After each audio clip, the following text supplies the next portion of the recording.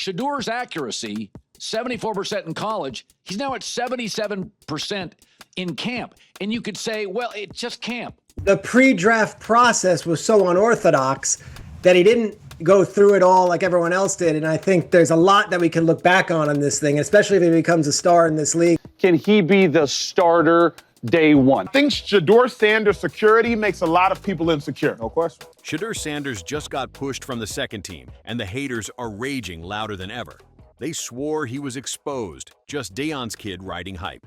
But what followed? Pure instant karma. And now the entire NFL is paying attention. Shedeur Sanders just got pushed from the second team after fighting tooth and nail to earn that spot. After climbing from fourth string, earning praise from veterans, dominating minicamp stats, he finally grabbed those second-team reps. And now, they moved him again. And people are heated. Critics immediately started piling on. Told you he wasn't ready. Just Deion's son. He had a lucky stretch, that's it. But here's the reality. This isn't the fall people are making it out to be. It could be the Browns' biggest mistake or the turning point where they finally realized what they have. He looks like the best quarterback here. He's young, you got to learn the experience part. Fifth rounder, so we got to make him earn it. But the truth is, he's the best quarterback. Let's rewind for a second, because this isn't your average QB story. Shedeur Sanders wasn't supposed to be anywhere near the second team. The Browns never planned it. He was buried, forgotten. Fourth string behind Kenny Pickett, Joe Flacco, and Dillon Gabriel. Gabriel was the golden pick in the third round. Shedeur, just a late-round flyer.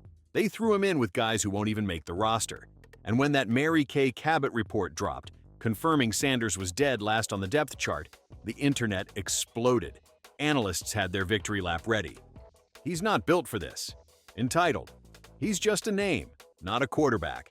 Shedeur, if he is going to separate himself from the pack, it has to be during training camp, more specifically during preseason games. Then minicamp stats dropped.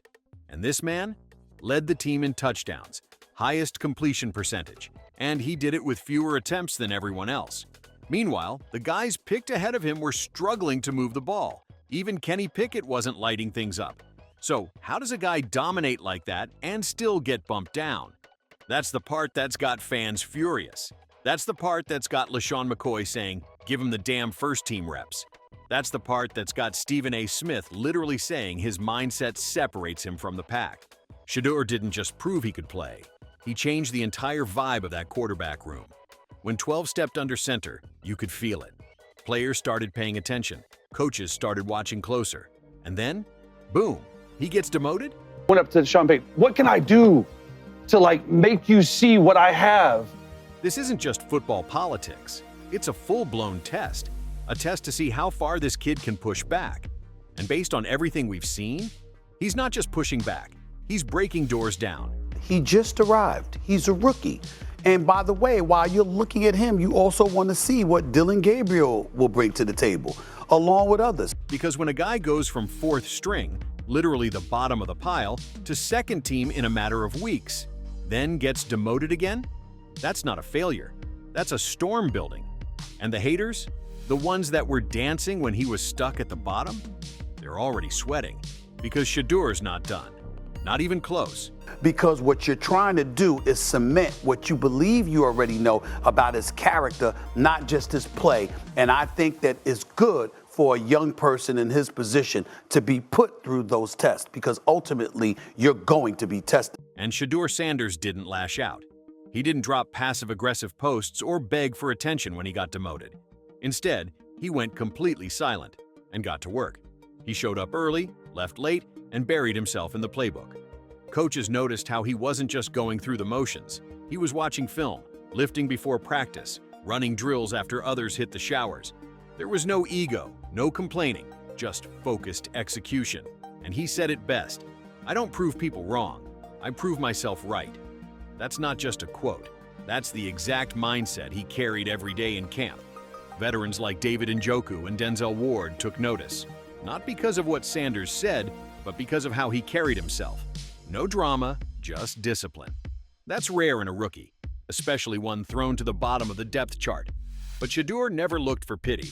He turned that fourth string label into fuel, and when the reps finally came, he made them count. Only thing that I care about is how you play in preseason games, because it's the biggest thing that we take into effect when we are developing and underlying the theme of quarterbacks. And so, in minicamp, Sanders was the most productive quarterback on the field. He had the highest completion percentage of any quarterback on the Browns roster.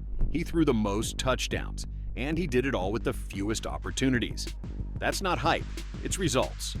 When most guys in his spot barely get noticed, Shedeur forced everyone to pay attention. He wasn't just clean, he was surgical. And that performance started turning heads, not just in Cleveland, but across the league. His skill set is one thing because you want to make sure he can play on this level, but his temperament, his willingness to handle, not ability, because we know he had the ability, but his willingness to handle. Then came the real shift. In just 2 weeks, Sanders moved from forgotten fourth stringer to second-team quarterback. He passed Joe Flacco, a Super Bowl MVP. He passed Dillon Gabriel, a third-round pick the Browns had prioritized. The coaches didn't just move Sanders up because of media noise. They did it because he was clearly outperforming everyone. His command of the offense, his timing with receivers, his decision-making under pressure, it all forced their hand. One coach reportedly said they hadn't seen that kind of execution from a rookie in 15 years. That's not exaggeration. That's a staff realizing they may have found a steal in the 5th round. James Jones, a former NFL wide receiver, said outright that Sanders is the most talented quarterback in the room. McCoy pushed harder, demanding he get reps with the first-team offense. And one veteran said what a lot of others were thinking. It just feels different when 12 is under center. First-round quarterback in the 5th round. That's a blessing.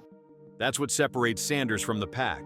Not just the mechanics or the stats, though those are there, but the presence, the calm, the leadership. You can't fake that. You can't coach it either. That's the part that has the entire Browns quarterback room on notice. Because when every practice rep looks like a statement, when the team starts playing sharper with you in charge, that's how depth charts start to crumble. And in Sanders' case, they already have. His career completion percentage is the best in the FBS, more than 71%. When you actually watch what Shedeur Sanders is doing on the field, it's not hype, it's surgical. The dude's not just slinging it, he's slicing up defenses like he's been doing this for a decade. One coach reportedly said, he goes where the ball's supposed to go, and it looks right. That's not some fancy phrase. That means Shedeur's ball placement is elite. He's not just throwing to the right guy, he's putting it exactly where it needs to be, in stride, in rhythm, right on time. That's veteran-level control. And let's talk about how he reads defenses. Most rookies come in looking like they're taking a calculus exam every time a safety blinks. But Shedeur, he's out here scanning coverages, diagnosing pre-snap shifts, and adjusting protections like a grown man. He's showing composure under pressure, making split-second reads, and not blinking when the pocket collapses. That kind of poise? You usually don't get it unless you've been humbled in the league for a few seasons. Shedeur's doing it before he's played a real NFL down. Look like he's the best quarterback. And if he plays well, it should be a no-brainer. But the best part? It's not just what Shedeur's throwing. It's what he's commanding. He steps into the huddle like he owns it. Players are locked in. The tempo changes. The energy flips. That's the kind of presence you cannot coach into somebody. Either you have that QB1 aura or you don't. And with Sanders, it's already glowing. But let's be clear. This isn't just about proving haters wrong. This is about exposing a bigger truth. The NFL still misjudges talent when it doesn't fit the perfect mold. They passed on Shedeur because of narratives, because of optics, because he didn't do things their way. But now, he's showing that doing things his way might have been the smartest move of all. The star power will matter. In 90% of markets, it doesn't. And then it happened. The coronation. After all the chaos, all the climbing, all the whispers, Shedeur Sanders was officially named the starting quarterback of the Cleveland Browns after minicamp. Not second string, not a maybe, QB1. He beat out Kenny Pickett, outplayed Joe Flacco, outshined Dillon Gabriel, the guy they picked ahead of him. It wasn't close.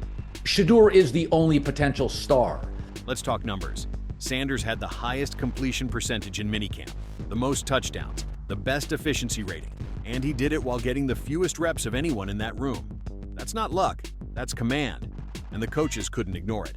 They had no choice but to hand him the keys. People will say, well, he's Deion's son. Sure. But Deion didn't throw those darts in minicamp. Deion didn't read those defenses. This wasn't nepotism. It was nasty quarterback play. This was a fifth-round pick turning a demotion into a declaration. Sanders didn't win the job because of hype. He earned it with grind, IQ, and consistency. Now Shedeur Sanders isn't just in the conversation, he is the conversation. The Browns haven't had a true franchise quarterback in years, and suddenly they've got one. Not because of where he was drafted, not because of his last name, but because when the dust settled, Shedeur was the one still standing, still slinging, and still leading. The NFL just got a reminder. Talent doesn't stay buried forever. If you've been sleeping on Shedeur Sanders, it's time to wake up. Because this isn't just about one guy beating the odds. It's a wake-up call for everyone. Like this video and make sure to subscribe so you won't miss a single detail.